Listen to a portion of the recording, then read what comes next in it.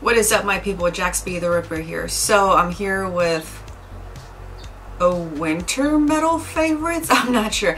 It's been 3 months. I know. I usually do like every 2 months, but this time I let it go a little more to 3. Life's been a hassle. My mom has dementia. The family's shit. So, and then I had a little mini vacation.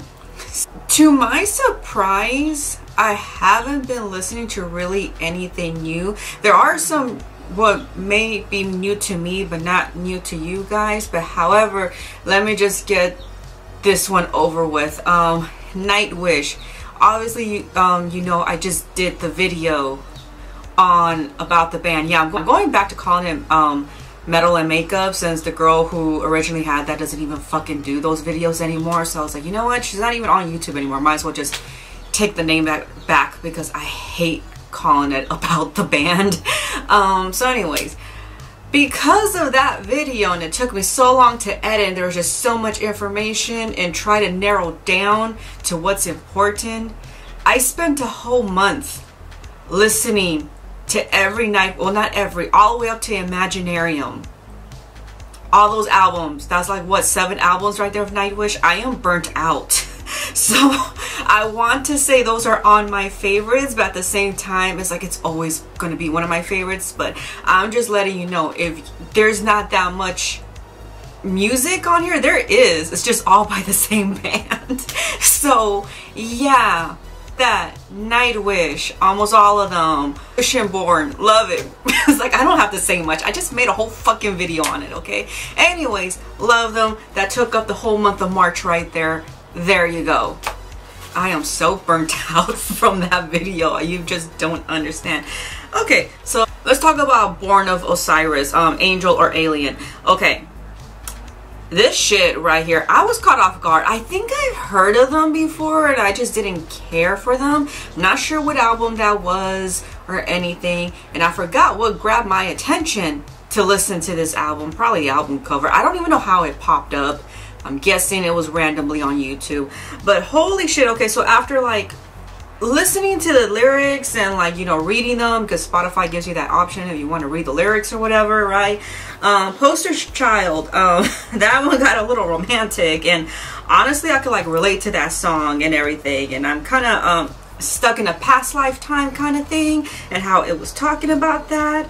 Wow. And White Nile, okay, that had a drop solo that reminded me of playing a Final Fantasy game. I was like, just wow, like the whole thing. Angel and Alien from start to finish was just such a good song, and it's just weird how this hit me on like a spiritual level of what I was going through and seeing. So that this album hit pretty hard. I put it on my workout favorites. By the way, if you follow me on Spotify or anything, I have 2 workout playlists. One of them is strictly metal, the other one's just random. So the random one might have some Dragon Ball Z stuff in it, soundtracks from like those Jean-Claude Van Damme movies, and some 90s house music. Yeah, but this album was kind of like a guided path for my presence. I'm getting very spiritual and deep in this shit, am I? Okay, let's move on.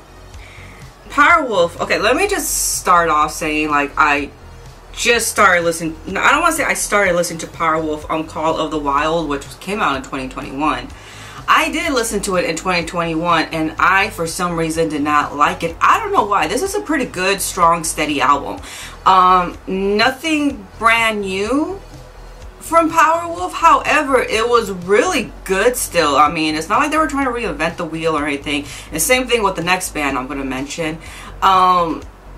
But it was like, I don't know how to say it, like almost the whole album was good. I enjoyed everything, even some of their slow songs, like what was it called, Dance with the Dead or something. It was kind of on a slower pace, and we all know how I feel about slow songs. I'm not like, you know, slow metal songs especially. I'm not like, you know, the biggest fan of them, but the whole album was great. I was listening to it when I was at the gym, and I'm just like, why do I not like this album? I don't get it. It was just, it was so good, so fast, and it's just like everything you would think of power metal, like very enthusiastic and everything.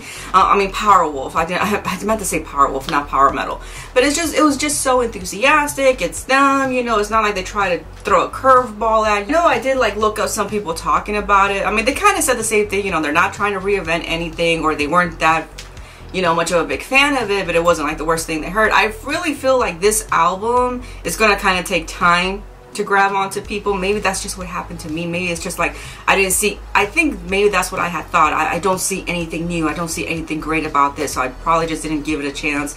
But then when I was at the gym and I was actually listening to it more and more, and I was like, this is a good album. I think it's just gonna take time, I think, to like grab your attention. Baton, the War Tend, All Wars. This is another one that was, I think, like a lot of people didn't really like care for either. I think they were just expecting something new, but it's just still, you know, Sabaton. It's kind of like, you know, like Slayer. They're still Slayer. You know what I mean? Motorhead is still Motorhead, you know? I mean, I have nothing wrong with them. I mean, if it works for them, it works for them, you know? It's like sometimes we can't handle the curveball that they throw, you know, these bands, I mean, in general. So, no, but Sabaton, this one was a really good album. Like it's like, I think Power Wolf was a little bit better though. I mean, I know it's like, you know, I'm such a hardcore Sabaton fan, everyone knows that. It's funny because in this album, like, I know somebody was saying that, I think it was A&P Reacts, I think they were kind of saying it's a little bit more soundtracky, and I could hear that. I also heard like some synthwave in there. I think it was like the third or fourth song, I'm not sure, and I'm like, are they trying to do a little bit of Beast in Black in there? It sounds like a little bit of Beast in Black influences, like that 80s soundtrack. Nothing wrong with it, at least it, you know, it wasn't like an identical, but still, that kind of caught me off guard. There's a nice little Christmas song in there if you want Christmas shit. I don't know. It's just it was a good steady album. Again, they're not trying to reinvent anything, you know, they're just being themselves, you know, they're staying true to themselves. But it was still a good steady album. Now Ghost, what is that album called? I don't even know what it's called. Impera. I'm gonna say I enjoyed a good 60% of this. I'm not gonna put it in my dislikes either. Again, I was at the gym, and for some reason at the gym I decided to listen to new shit, even though some of them are not that new, but it's new to me. But it was pretty decent. A lot of, you know, Blue Oyster Cult, they've said many times, is like their influence. It's funny because I've never really heard it in their other albums, but I did hear it in this album for sure, and I liked it. It's a decent, I'm gonna give it like a 7 out of 10 if I'm gonna be rating this shit, you know. It's not my go-to album or anything, but it's still, you know, I'm still hooked on Mariana Cross, that single of theirs. It was just so fucking good. But you know what, it's a decent album. It's very, you know, very mainstream. I will admit, I feel like it's more mainstream than their other stuff. What was the last one that came out? I have a terrible memory. It's like that, and I just forget to write shit down. Prequel. Oh my god, it's called Prequel. Really? Yeah, I felt like it was, but not like mainstream pop. I do feel like Prequel was a little bit more on the poppy side. I feel like this was like more mainstream 70s rock. I don't know, it had a good feel to it, but I feel like this album was gonna take a little longer for me to love. I like it, I just don't love it. Like, I prefer Call of the Wild by Power Wolf. I prefer Angel or Alien from fucking Born of Osiris, you know. It's just, I just prefer that. I love those albums, that's what I'm trying to fucking say. Okay, Motionless in White, Cyberhex. I was almost about to miss this until like Green Iron Cannibal Music fucking reminded me, and I was like, oh shit, because I remember listening to Time Bomb. That came out like in September, and I'm pretty sure I felt like I kept forgetting to add that one in my favorites from last year. Yes, Cyberhack. So it's featuring composer Lindsay Schoolcraft. You hear like her voice in the background, not really singing. She's like talking, skit, you know. So anyway, she's there. It was really like, how can I say it? Kind of think of it kind of like a roller coaster. It's like kind of like that bumpy roller coaster, and then all of a sudden towards the end there's like that nice smooth fall that you really enjoy. That's the best way I could describe this. There's some ambient sound. The drums are great in this. You can really hear them. And then Chris Motionless called this like a love letter to his fans, and you're definitely going to feel his tongue going down your throat. And now let's get to... They're just a rock band. They're not like metal related at all whatsoever. But again, Green Iron Cannibal Music introduced this group to me. Cherry Bomb. This, okay, when you see them, you're gonna think this is some Disney shit.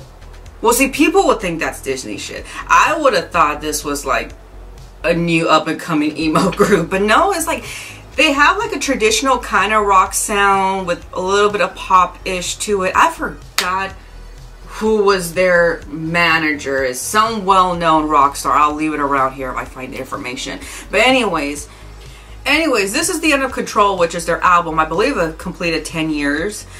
It was a pretty damn good album. I enjoyed probably like a good 90% of this album. It's just kind of just like, I want to say like traditional rock vocals meets like 90s almost. It's nothing what you expect. Like, you're going to think like, oh my god, I'm gonna look at these girls and they're all like just out of middle school and they're just fucking like, you know, it's Disney. Nope. Although they did a song called the what's it called, The Pretender, for a Marvel movie. I don't know which one it is because I fucking hate that shit. It's like, anyways, they did a fucking Marvel song. They have said like a lot of their influence come from like the 90s stuff, like the Foo Fighters. I don't listen to Foo Fighters, so I can't tell you if that's legit or not. So, but we're editing Jax here. My mom had a little meltdown, so you were able to hear shit in the background. So just to wrap it up, like the group Cherry Bomb, eventually they split up. Well, one member left and the rest went on to go create Hey Violet. It was kind of, that one you could kind of hear, it was like more like a mainstream, little bit of emo-ish scene in it. So went on a whole new different direction. It was still really good if you're into that, obviously. And I believe they're still touring. So yeah, just wanted to end it with that. And besides that, I've been listening to planetary sounds. It's really good for meditation. And this household is driving me insane. Anyways, I'm gonna end it right here. Look, thanks you guys for watching. As always, make sure to you know, take care of your vaginas and have a bonerific day, and let me know what you guys been enjoying. Okay, see ya.